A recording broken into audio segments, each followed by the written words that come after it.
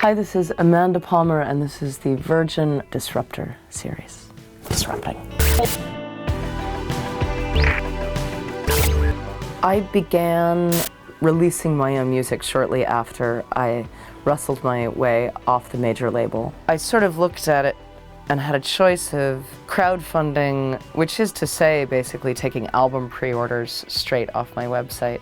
I could have done that, or I could use a sort of legitimate crowdfunding website like Kickstarter. And I chose to use Kickstarter because it's also a sort of a community church within itself, and kickstarting is like now a verb. People understood what it meant. The upside of Kickstarter is that, you know, a lot more people paid attention to it, but the downside of it is that a lot of people paid attention to it. The fact that there was a giant dollar amount plastered to the front of my Kickstarter was very exciting to people, but also very upsetting to people who thought that I was too big, and also gave the illusion that I was all of a sudden enormously wealthy, which was actually just not true, because all of the money that came into the Kickstarter went out of the Kickstarter to pay for all the products that the fans had bought. I think the tools are so new. We're trying very hard to figure out how to do things like this, because the model is brand spanking new, and so of course you're going to make a lot of mistakes and there's going to be a lot of distrust,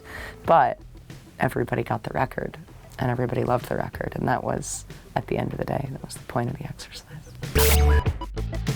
I ask the fan base for all kinds of help all the time, and I ask them not just for help, but I like getting them involved. So as the Dresden Dolls started touring in like the mid-2000s, part of my obsession with getting connected with the fan base was putting the word out for not just local support acts, but I would like hunt down street performers and burlesque and circus people in the cities that we were hitting and ask them to come busk at the shows or just join us on stage for a number. And it would sort of create this community buzz when we got to town, because not only were we, you know, playing in St. Louis and taking the stage in some club in St. Louis, we were actually meeting the other artists. And now those things are even easier with Twitter.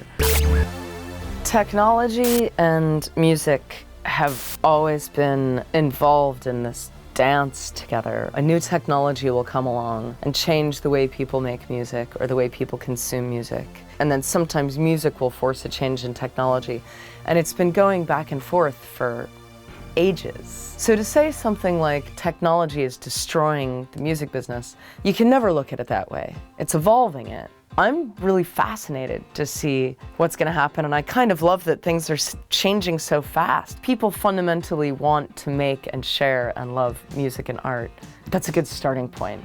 Everything else around it is just noise and will change and come and go.